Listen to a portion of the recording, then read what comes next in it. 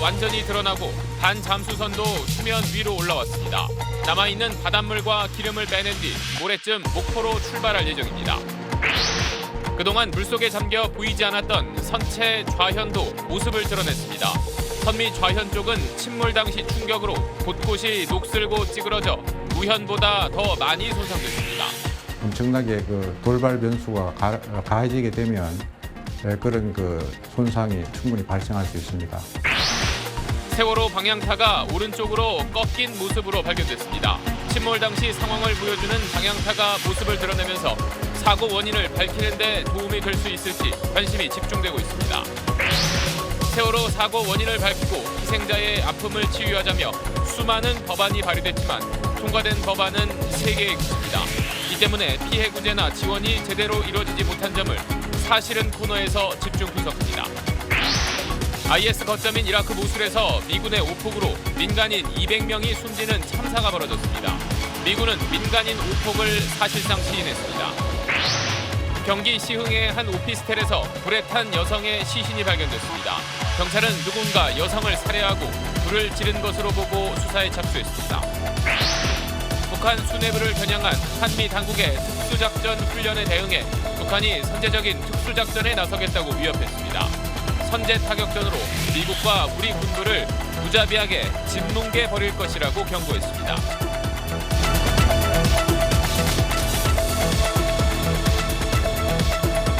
여러분 안녕하십니까. 세월호가 침몰 1075일 인양 작업을 시작한 지 나흘 만에 수면 위로 그 모습을 완전히 드러냈습니다. 이제 세월호는 최종 목적지인 목포 신항로의 마지막 항해만을 남겨두고 있습니다. 준비 작업이 비교적 순조롭게 진행되고 있어 빠르면 모레 출발할 예정입니다. 첫 소식 박민아 기자입니다.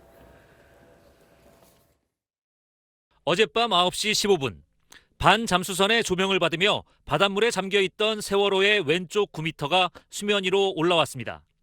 지난 22일 세월호 인양 작업이 시작된 지 83시간 만에 세월호가 완전히 모습을 드러낸 겁니다. 날이 밝자 지난 3년의 상흔이 선명히 드러났습니다. 곳곳이 긁혔고 녹슬었습니다. 기름때와 물때로 선체색도 많이 바랬습니다. 뱃머리 쪽 왼쪽 바닥엔 2줄의 찢긴 흔적이 생겼습니다. 배꼬리 쪽 바닥에 위치한 방향타가 오른편으로 틀어져 있는 모습도 확인됐습니다. 오늘은 하루 종일 배 안에 남아있는 물과 기름을 밖으로 빼내는 작업이 진행됐습니다. 폐수의 자연 배출이 다 이루어지려면 3일 정도가 소요될 것으로 예상됩니다. 해수부와 인양업체는 이 작업을 서두르기 위해 기름과 평형수가 들어있는 배 바닥 쪽 밀폐된 공간에 추가로 구멍을 뚫는 방안을 검토하고 있습니다. 물과 기름을 빼내는 작업에 차질이 빚어지지 않으면 이르면 모레 세월호는 목포 신항으로 마지막 항해를 시작합니다. 맹골수도 인양 현장에서 SBS 박민아입니다. 네, 선체가 물 위로 올라오면서 그동안 볼 수 없었던 세월호의 좌현, 즉 배의 왼쪽도 그 모습을 드러냈습니다. 침몰 이후 오랜 시간 동안 해저면과 닿아 있던 부분이라서 겉으로 보기에도 반대편인 오른쪽보다 상처가 심했습니다. 계속해서 권란 기자입니다. 가장 두드러지는 건 뱃머리에 있는 2개의 긴 균열입니다. 선체 외벽에서 갑판 중간까지 자칫 선체 절단이 우려될 정도로 상흔이 깊습니다. 지난해 6월 세월호 인양 작업을 시작했을 때 선체 하단에 받침목을 대기 위해 뱃머리를 들어올리는 과정에서 생긴 겁니다. 당시 뱃머리에 쇠줄 5개를 감았는데 이 가운데 2개가 너울성 파도에 흔들리면서 선체를 깊게 파고들었습니다. 균열 사이엔 선체 안에서 빠져나온 것으로 추정되는 철제 구조물이 매달려 있습니다. 철판 같은 것들이 많이 부식이 되고 약해졌을 가능성이 많습니다. 저런 외력이 엄청나게 돌발 변수가 가해지게 되면 그런 손상이 충분히 발생할 수 있습니다. 선체 양쪽에 있어야 할 스테빌라이저, 즉 균형 장치도 옆으로 누운 선체 아래쪽, 즉 세월호 자연에선 찾을 수가 없습니다. 세월호 인양을 위해 받침대를 밀어넣는데 걸림돌이 되자 잘라낸 건데 지금은 목포 신항에 보관돼 있습니다. 역시 인양 과정에 걸림돌이 됐던 선미 좌현의 차량용 출입문도 절단돼 사라졌습니다. 선미 아래쪽의 난간과 구조물 절반 이상이 찌그러지고 부서진 상태인데 침몰 당시 이 부분이 해저면에 닿으면서 생긴 것으로 보입니다. SBS 권란입니다. 네, 세월호가 급격히 방향을 바꿀 수 있는 최대 각도는 35도입니다. 하지만 세월호 선원들은 사고 당시 5도에서 15도 정도밖에 방향을 바꾸지 않았는데도 배가 기울었다고 재판 과정에서 말했습니다. 자, 진실을 밝혀줄 자동차로 치면 핸들 같은 역할을 하는 세월호의 방향타가 3년 만에 모습을 드러냈는데, 자, 보시는 것처럼 오른쪽으로 꺾인 상태였습니다. 과연 이게 무엇을 말하고 있는 건지 손승욱 기자가 설명하겠습니다. 2014년 4월 16일 아침 8시 49분 맹골 수도를 지나면서 오른쪽으로 방향을 5도씩 돌리던 세월호. 갑자기 급회전했고 원심력이 작용하면서 왼쪽으로 기울게 됩니다. 너무 급하게 방향을 꺾었다. 방향타가 고장났다. 과적과 개조 때문에 정상적인 방향 전환에도 배가 넘어갔다는 등 세월호가 기울어진 것에 대한 다양한 주장이 사고 당시 쏟아졌습니다. 잠시 침실에 볼일에서 잠시 갔다 온 사이에 그렇게 된 겁니다. 타가 비난을 많이 들었어요. 논란의 핵심에 있는 세월호 방향타가 모습을 드러냈습니다. 우연쪽으로 꺾여 있는 상태로 당시 오른쪽으로 회전했던 세월호 움직임과 일치합니다. 하지만 세월호의 급격한 방향 전환을 설명하기엔 충분하지 못하다는 게 전문가들의 의견입니다. 10도에서 15도 그 사이에 있어요. 지금 현재 상태를 보면 말이죠. 비상조치도 아니에요. 게다가 방향타가 세월호의 엔진이 정지됐을 때나 침몰 후 조류 등의 영향으로 움직였을 수도 있습니다. 침몰하면서 물이 들어가서 발전기가 정지됐다. 이렇게 추측해요. 이 상태를 가지고는 알 수가 없죠. 사고 당시 방향타의 움직임을 밝히려면 엔진과 발전기 등도 정밀하게 분석해야 할 것으로 보입니다. SBS 손승욱입니다. 네, 세월호 인양이 순조롭게 진행되고 있지만 걱정되는 부분도 있습니다. 세월호 내부의 물을 빼내는 과정에서 배에 있던 기름도 함께 바다로 흘러나가고 있는 겁니다. 또 이 과정에서 추가 유실물을 막는 것도 중요한 숙제입니다. 인양 현장에서 이호건 기자가 취재했습니다. 세월호를 싣고 있는 반잠수선 갑판 테두리에 1m 높이의 사각 펜스가 둘러쳐졌습니다. 세월호 선체의 창과 구멍마다 유실 방지망이 설치됐고 반잠수선 주변 해역에는 방제선 17척이 편대를 구성해 3중으로 에워쌌습니다. 모두 세월호 내부로부터 물을 빼는 과정에서 나오는 기름과 추가 유실물을 막기 위한 조치입니다. 세월호가 물 밖으로 나와 있는 상태이기 때문에 기름 유출되는 그런 현상들은 예측이 어느 정도 가능하기 때문에 그 주변을 포위를 해서 최대한 기름 오염이 발생하지 않도록 기름을 분산시켜 증발시키기 위해 방제선에서 쉬지 않고 바닷물을 뿌리곤 있지만 워낙 유출되는 기름량이 많아 버거운 상황입니다. 현장 근처 동거차도는 피해가 심각합니다. 섬 부둣가까지 기름막이 형성됐고 미역 양식장에선 기름 냄새가 코를 찌릅니다. 수확한 미역 줄기마다 번들번들한 기름이 엉겨붙어 있습니다. 미역 양식장에 있는 바닷물을 떠보겠습니다. 보시는 것처럼 기름이 둥둥 떠 있는 걸 확인할 수 있습니다. 앞이 캄캄합니다. 이게 나는 이렇게까지 될 줄을 몰랐는데 기름이 뜨는데 누가 이걸 사 먹어요? 정부는 기름이 작업해역 5.4km 이상으로 확산하지 않도록 최선을 다하고 있지만 이 해역 내에 위치한 섬 주민들의 피해는 갈수록 커지고 있습니다. SBS 이호건입니다. 네, 세월호를 목포 신항까지 옮겨줄 반잠수선입니다. 길이가 217m, 폭 63m의 대형 선박입니다. 자, 그 자체로도 커다란 배인데 지금은 무게가 8,000톤 정도 나가는 세월호를 싣고 있기 때문에 그 중량이 상당합니다. 더구나 거센 물살을 헤치고 또 지도에서 보시는 것처럼 이 섬과 섬 사이에 좁은 바다를 지나가야 하기 때문에 쉽지 않은 항해입니다. 이강 기자가 배를 타고 목포 신항까지 항로를 먼저 살펴봤습니다. 반잠수선 위에서 물빼기와 고정 작업 중인 세월호. 이동 준비가 끝나는 대로 100km 떨어진 목포 신항으로 출발합니다. 세월호에서 북서쪽으로 3km 떨어진 해상입니다. 세월호를 실은 반잠수선은 제가 지금 있는 이곳 서거차도와 맹골도 사이 바다로 온 뒤 이곳에서 북쪽으로 항로를 틀어 좀 더 넓은 바다로 나갈 계획입니다. 이후 7km 북상의 외병도 북쪽을 지나 가사도와 장도 사이를 통과합니다. 이때 불도라는 섬 근처 해상에서 항로 안내를 맡은 도선사를 태웁니다. 물살이 시속 12km에 이를 정도로 거친 곳이 많고 섬과 섬 사이에 항로도 좁아 도선사 도움 없인 자칫 사고가 날 수 있습니다. 장산도와 이마도 사이를 통과한 반잠수선이 달리도와 육지 사이 폭이 600m에 불과한 좁은 항로를 지나면 비로소 눈앞에 목포 신항이 보입니다. 섬들이 많은 사이를 비켜가야 되고요. 조리도 센 편이니까 상당히 조심스러운 곳이긴 합니다.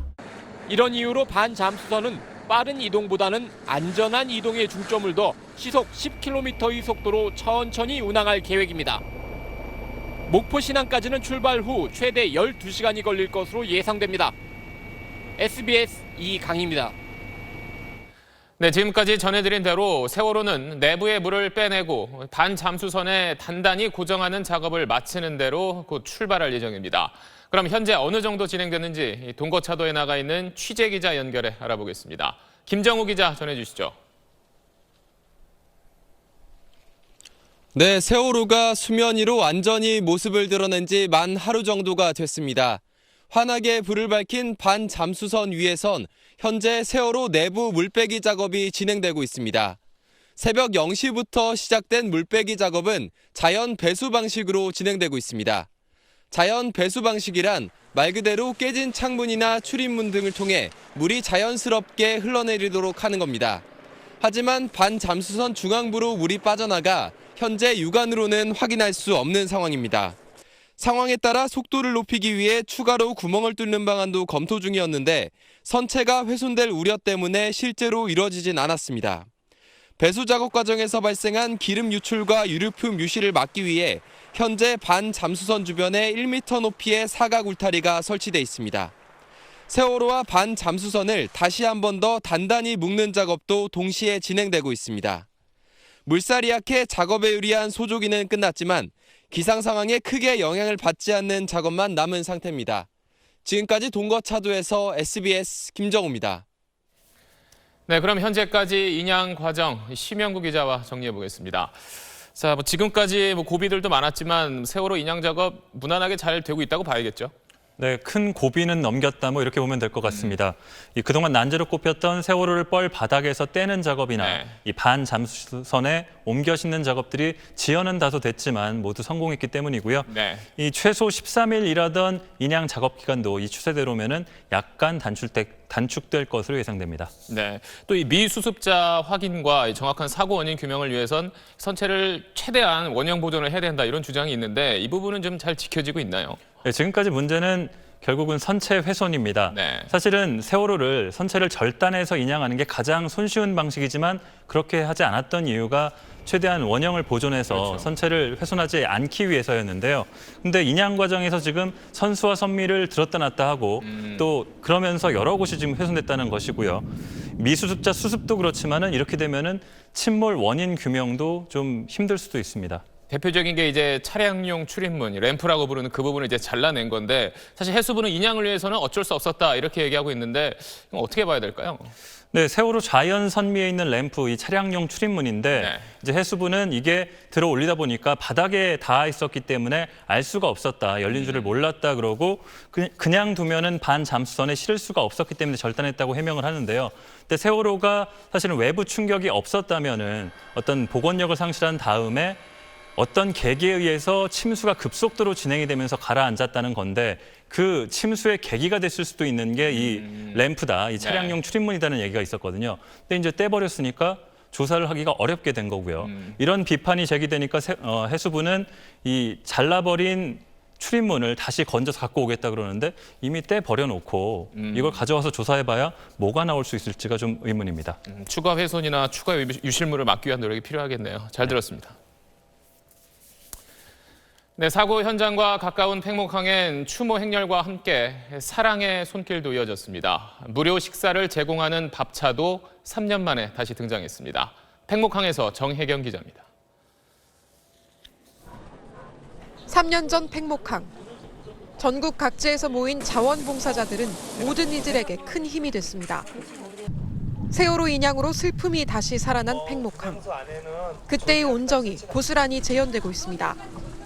다시 등장한 밥차는 1,004끼의 무료 식사를 준비했습니다.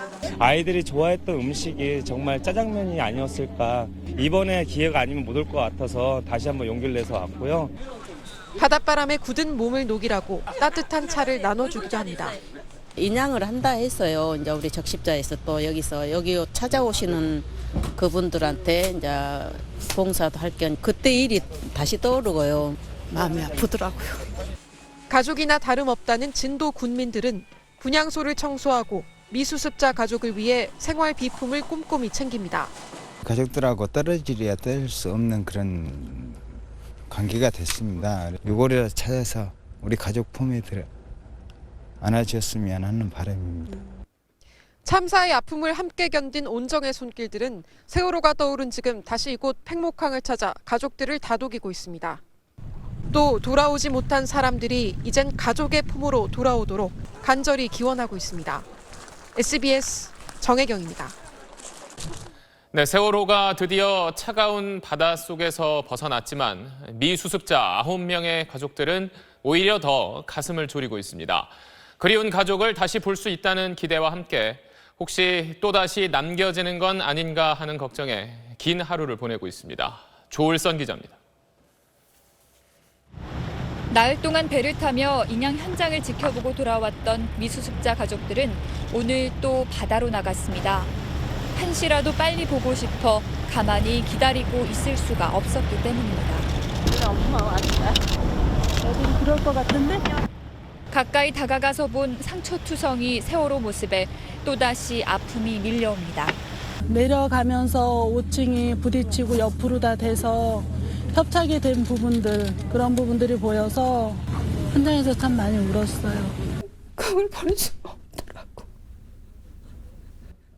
내 딸이 어디 있다는 게.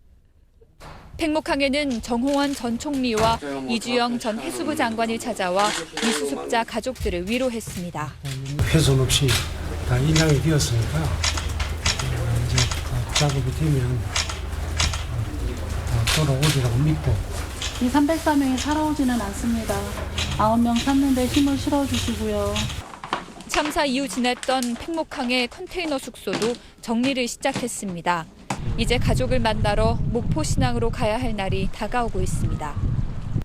행여 또다시 미수습자 가족으로 남지 않을까 두려움에 가슴 졸이며 이들은 만남을 간절히 바라고 있습니다. 남겨지는 사람은 정말 없어야 돼요. 우리가 남겨져 보니까. 정말 고통스러웠다. SBS 조을선입니다.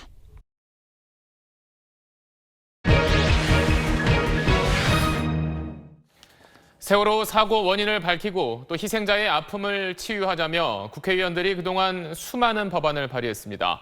그런데 그 법안들은 지금 어떻게 됐을까요? 오늘 사실은 코너에선 이 문제를 조목조목 살펴보겠습니다. 장훈경 기자, 국회의원들이 세월호 사고 이후에 후속 조치한다고 발의된 법안만 제가 기억하기도 한 수십 가지 되는 것 같은데요. 네, 이 19대 국회에서 세월호와 관련해서 모두 25개의 법안이 발의가 됐는데요. 네. 특별조사위원회를 꾸리는 진상규명특별법과 피해구제 및 지원에 관한 특별법, 이 두 가지만 원안 가결됐습니다. 네. 나머지는 임기가 만료되면서 자동으로 폐기됐는데 그게 18개나 됩니다. 20대 국회에 들어와서도 상황은 별반 달라지지 않았는데요. 이 모두 21개의 법안과 안건이 발의가 됐는데 이 가운데 3건이 이 선체조사위원회를 꾸리는 특별법 법안 하나로 병합 처리가 됐고요. 네. 나머지 18개는 본회의나 상임위에 계류 중인 상태입니다. 그동안 통과된 게 3개밖에 없다면은 뭐 피해 구제라든지 지원 부분 이런 데서 좀 문제는 없었나요?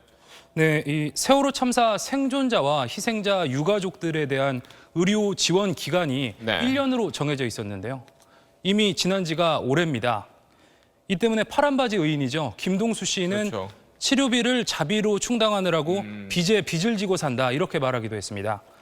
또 미수습자 가족들의 경우에는 시신도 못 찾았는데 무슨 병원이냐 이러면서 치료를 받지 않은 경우가 많았는데 이렇게 이미 기간이 지나버렸기 때문에 현행법상으로는 의료 지원을 받을 수가 없는 상황입니다. 네, 이게 좀 문제가 되면서 이런 분들을 위해서는 좀 지원을 늘리는 개정안이 발의되지 않았었나요?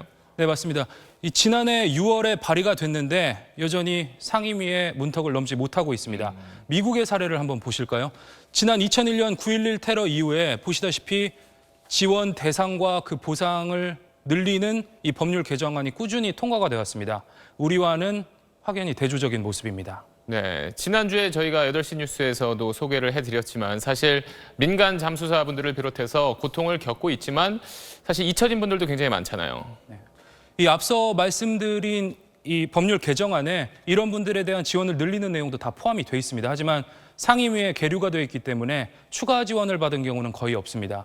실제로 정신적인 충격을 끝내 못 이기고 스스로 목숨을 끊은 이 김관홍 잠수사 등 민간 잠수사의 경우는 의료 지원 기간이 채 1년 정도밖에 되지가 않았습니다. 네. 지난해 9월 사실상 강제 해산됐죠. 세월호 특별조사위원회가 이런 민간 잠수사분들을 조사를 했더니 18명 가운데 11명이 실직을 하거나 직업을 바꿨습니다. 하지만 이런 부분에 대한 보상은 전혀 이루어지지 않았습니다. 네, 민간 잠수사분들의 아픔도 참 큰 것 같은데 그뿐 아니라 이 참사 당시에 숨졌던 이 단원고등학교의 이 기간제 교사분들도 계셨었는데 그분들 같은 경우는 어떤가요? 네, 그분들의 경우는 정규 공무원 신분이 아니라는 이유로 문제가 좀 더 꼬였습니다. 유족들이 순직을 인정해달라고 요구하고 있지만 3년째 순직 심사조차 받지 못하고 있습니다.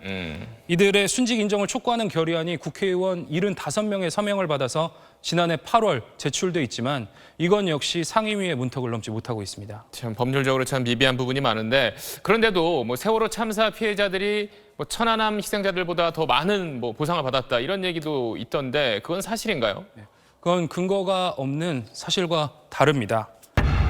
이 세월호 참사 희생자들은 법원이 그냥 일반 교통사고처럼 똑같은 기준으로 이 배상금 액수를 정했습니다. 네. 이 세월호 단원고 학생들의 경우에는 직업이 없기 때문에 도시 일용노임 월 193만 원을 적용했는데요.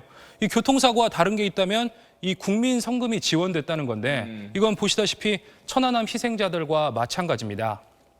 이 참사 때마다 특별법을 만들어서 땜질 처방할 게 아니라 재난구호법 전반에 손질할 게 없는지 더 찾아봐야 된다. 국회가 본연의 역할을 이렇게 더 고민해야 된다는 이 특별조사위 출신 변호사의 말이 이번 취재를 하는 동안에 가장 와닿았던 말이었습니다. 상처받은 분들을 두 번 울리는 일은 없어야겠죠. 오늘 소식 잘 들었습니다. 네, 다음 소식입니다. 국제동맹군과 이슬람 무장 세력 IS의 전투가 길어지면서 주민들의 희생도 커지고 있습니다. 열흘 전 미군의 공습으로 민간인 200여 명이 숨졌는데 최악의 오폭으로 밝혀졌습니다. 정규진 중동특파원입니다. 폭격받은 주택가가 돌무더기로 변했습니다. 잔해더미를 전동 드릴로 뚫고 삽으로 긁어냅니다. 이렇게 꺼낸 시신이 골목을 가득 채웠습니다. 이라크 모술 서부입니다. 지난 17일 미군이 주도하는 국제동맹군의 공습으로 건물이 무너져 민간인이 200명 넘게 숨졌습니다. نساء كبار حوامل تم انتشال جثثهم كما ترى تم انتشال الجثث والتعرف على ذويهم. IS 공습 지점과 일치한다며 미군도 사실상 오폭을 인정했다고 서방 언론들도 일제히 전했습니다. 2003년 미국의 이라크 공격 이후 최악의 오폭으로 기록될 참사입니다. الجانب العراقي والجانب الامريكي الكل ياكدون انه معركه سهله مما ادى الى ان الناس تطمئن ما تترك بيوتها. 미군의 공습 목표를 알려준 이라크는 이번 참사가 IS의 자폭 공격 탓이라고 책임을 돌렸습니다. 그동안 이라크와 시리아에서 국제동맹군의 오폭으로 희생된 민간인은 400명에 육박합니다. 이라크 모술에선 석 달간 4,000명이 숨지고 난민 20만 명이 발생했습니다. 전투가 정점에 달한 모술 서부엔 아직도 40만 명의 주민이 IS의 인간 방패로 잡혀 있습니다. 카이로에서 SBS 정규진입니다. 북한이 현재 진행되고 있는 한미 연합훈련을 또다시 맹비난했습니다. 특히 유사시 김정은을 포함한 북한의 지도부를 제거하는 특수부대 훈련에 대해 민감하게 반응하며 선제 타격하겠다고 위협했습니다. 김홍수 기자가 보도합니다.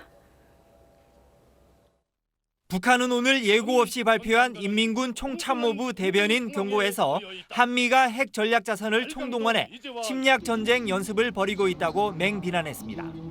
핵 추진 항공모함 칼빈슨호와 비원비 전략 폭격기, F-35 스텔스 전투기 등 참가 전력을 일일이 열거하며 북한 핵과 미사일 기지를 선제 타격하기 위한 목적이라고 주장했습니다. 특히 빈라덴 제거 작전을 수행한 대북으로 등 미군 특수부대들이 대거 훈련에 참가한 것을 거론하며 이는 북한 최고 존엄을 겨냥한 것이라고 주장했습니다. 우리의 최고 존엄을 노린 미제와 괴뢰 군부 허전강들의 특수작전 흉계가 명백해지고 미군 전력이 그대로 머물러 있을 경우 선제 타격을 가하겠다고 위협했습니다. 우리식의 선제적인 특수작전, 우리식의 선제 타격전으로 그 모든 책동을 무자비하게 진뭉개 버릴 것이라는 우리 군대의 입장을 보고한다. 우리 군은 현재 진행 중인 한미연합 독수리 훈련은 연례 훈련으로 북한의 궤변에 일일이 대응할 가치가 없다며 만약 도발할 경우에는 단호하게 응징해 북한 정권이 자멸하게 할 것이라고 경고했습니다. SBS 김우수입니다. 오늘 아침 경기도 시흥의 한 오피스텔에서 불이 났습니다. 현장에서 30대 여성이 숨진 채 발견됐는데 경찰은 누군가 이 여성을 살해한 뒤 불을 지른 것으로 보고 있습니다. 조기호 기자가 취재했습니다. 경기도 시흥에 있는 4층짜리 건물입니다. 이 건물 3층 오피스텔에서 연기가 난다는 화재 신고가 접수된 시간은 오늘 아침 7시 55분쯤. 출입문을 강제로 열고 들어간 소방관들은 불에 타 훼손돼 숨져 있는 38살 여성 A씨를 발견했습니다. 처음엔 화재로 인한 사망인 줄 알았지만 경찰이 1차 검안한 결과 누군가에 의해 살해된 것으로 드러났습니다.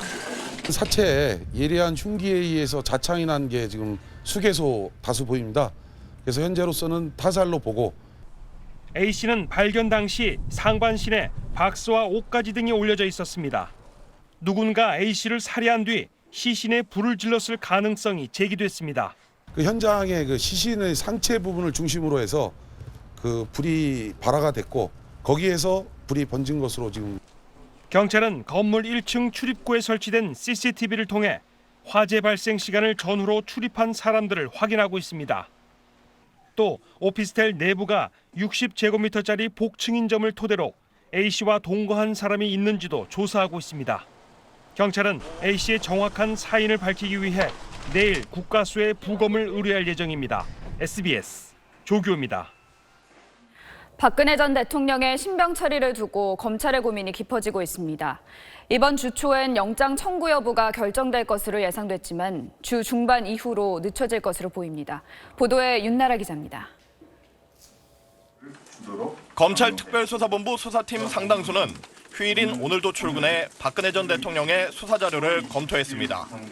박 전 대통령의 신병 처리 방침에 대한 보고서 준비도 서둘렀습니다.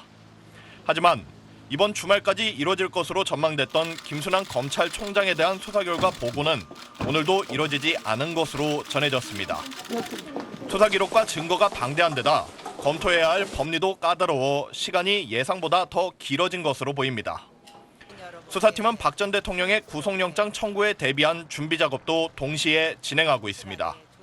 구속영장 작성 작업은 이미 상당 부분 마무리됐지만 영장에 첨부할 의견서를 준비하는 데 시간이 걸리는 것으로 전해졌습니다.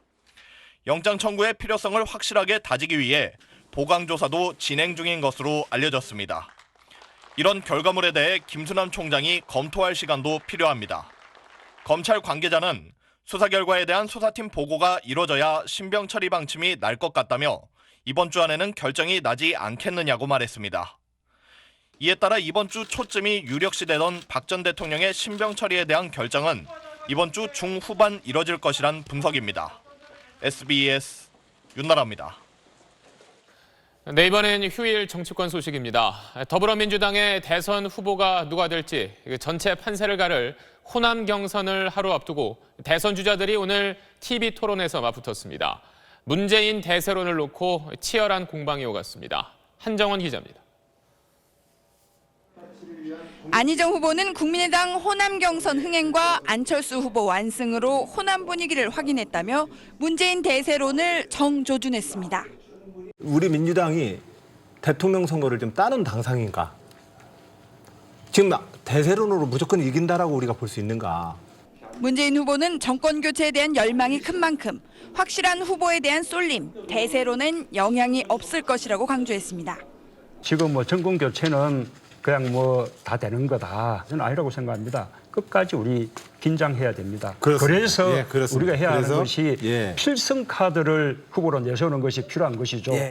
이재명 후보는 정책 질의를 네거티브로 몰지 말라며 문재인, 최성 두 후보를 싸잡아 비판했습니다.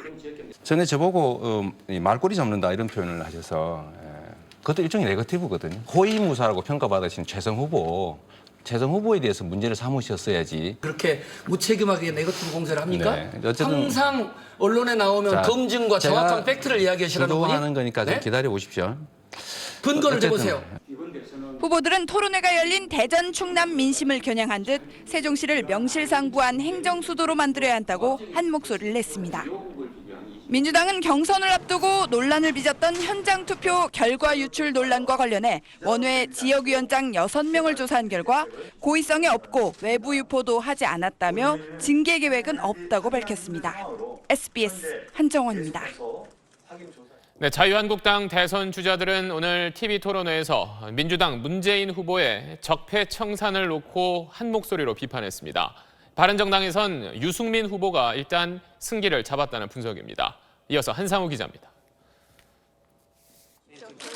한국당 홍준표 후보는 상대 후보들이 후보 단일화를 연일 공격하자 바른정당은 물론 국민의당까지 연대 대상이라며 한 발 더 나갔습니다. 다른 당 기웃거리고 다른 당하고 뭐 손을 내밀고 이렇게 해가지고 되겠습니까? 정치는 결과입니다. 과정도 중요하지만은 결과가 나쁘면 그 전부가 나쁜 거예요. 민주당 문재인 후보의 적폐 청산에 대해 한국당 후보들은 오히려 민주당이 적폐 청산 대상이라며 맹공을 퍼부었습니다. 우리나라를 지금 이렇게 좌경화에 만들어 놓은 그거 자체가 적폐인데 무슨 누가 누구를 상대로 얘기하는지 모르겠고요. 또 다른 갈등과 분열로 정권을 잡으려고 한다는. 홍준표 후보는 책임당원 현장 투표 뒤 세월호 참사는 1993년 서해 페리오 사고와 같은 해난 사고라고 주장하며 더 이상 정치적으로 이용하지 말라고 말했습니다. 바른정당에선 유승민 후보가 4차례 전국 순회 토론에서 모두 남경필 후보를 눌렀습니다. 유 후보는 전체 국민정책평가단의 59.8%를 확보하며 앞서 나갔습니다. 정책평가단 투표 40%에 당원 선거인단 투표 30%, 국민 여론조사 30% 비율로 합산하는데 일단 유 후보가 승기를 잡았던 분석이 나옵니다. SBS 한상우입니다. 네, 대선을 40여일 남겨둔 이번 주 각 정당별로 대선 후보의 윤곽이 어느 정도 드러날 걸로 보입니다. 국회 출입하는 문준모 기자와 자세히 이야기 나눠보겠습니다. 자, 문 기자, 일단 이번 주에 후보를 결정짓는 당도 있는 거죠? 네, 그렇습니다. 범보수 진영 후보 같은 경우에는 이번 주에 결정이 납니다. 네. 바른정당은 모레, 그리고 자유한국당은 오는 31일에 후보를 결정합니다. 그리고 민주당은 만일에 결선 투표가 없으면은 다음 주 월요일인 4월 3일, 그리고 국민의당은 그 다음 날인 그 4월 4일에 후보를 결정합니다. 그러니까 이번 화요일부터 다음 화요일까지 한 일주일간이 주자들에게는 뭐 운명의 한 주, 뭐 슈퍼 위크가 되겠습니다. 굉장히 중요한 한 주네요. 그렇죠. 만일에 과반 득표자가 없어서 결선 투표까지 갈 경우에는 민주당은 뭐 4월 8일, 그리고 국민의당은 4월 6일에 후보를 확정합니다. 그래서 민주당이 이제 내일 호남에서 첫 경선을 하는데 앞서 전해드린 대로 굉장히 어떻게 보면 전체 판세를 가를 중요한 경선인데 지금까지 드러난 판세는 어떤가요? 민주당에서는 호남의 승자가 결국 대선 후보가 되지 않겠느냐 이런 분위기입니다. 물론 문재인 후보가 이기겠다는 거는 이렇게 크게 이견이 없습니다만은 확실히 과반을 득표해서 그 대세론을 굳혀갈 것이냐가 관전 포인트가 될 것 같습니다.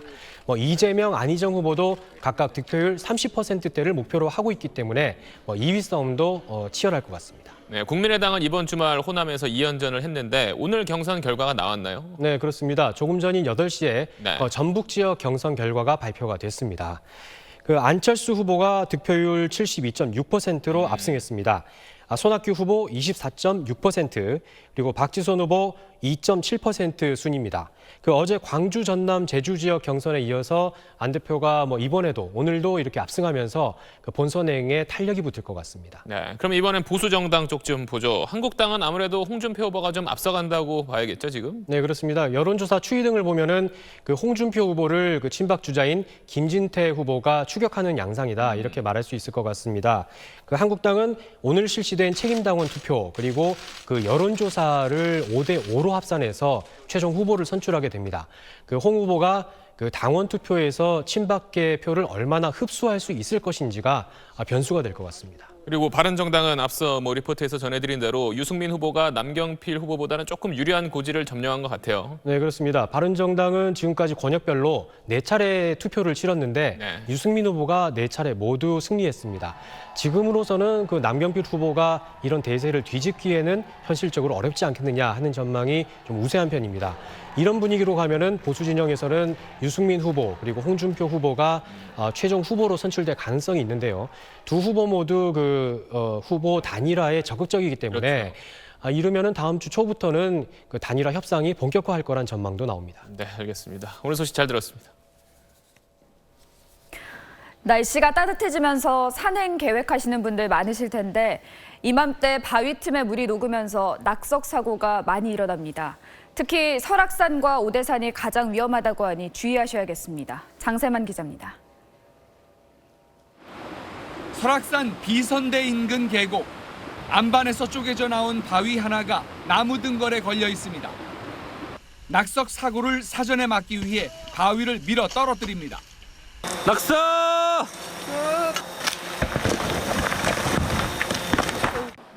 수십 미터 낭떠러지를 순식간에 떨어지더니 등산로를 덮칩니다. 높은 언덕이 있고 이런데 바위 떨어질 만한 데는 아예 피해야 다닙니다.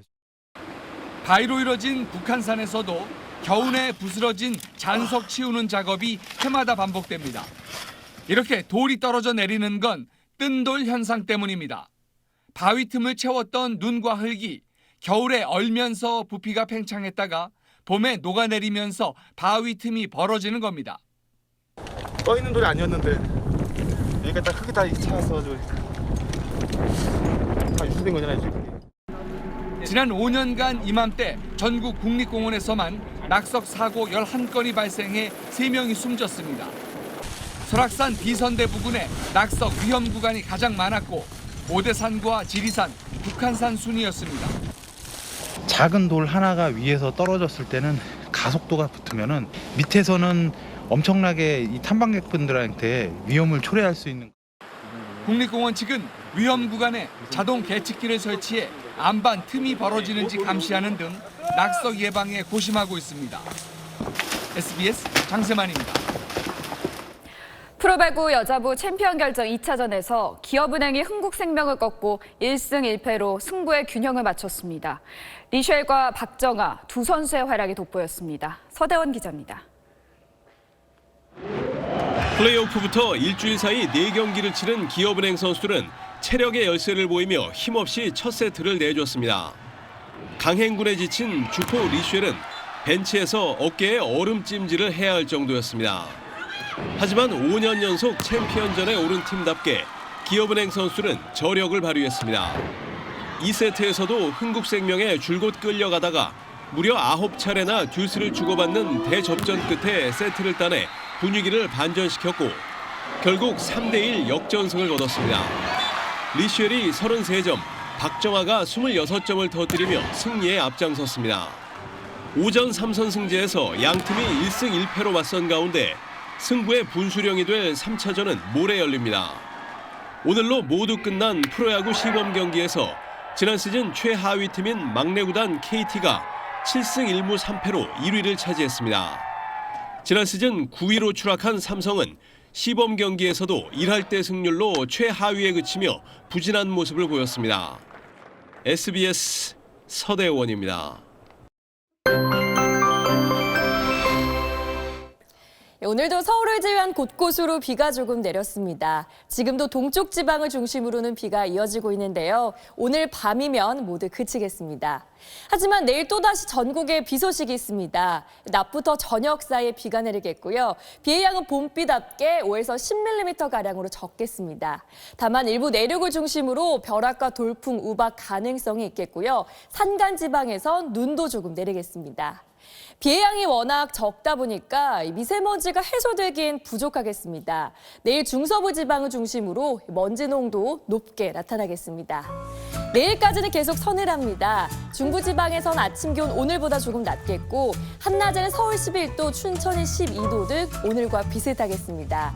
남부지방에선 광주 12도, 대구는 13도 선에 그치면서 평년 기온보다 조금 낮겠습니다. 화요일부터는 포근한 봄 날씨를 되찾겠습니다. 날씨였습니다. 편안한 밤 보내시기 바랍니다. 뉴스 마치겠습니다. 고맙습니다.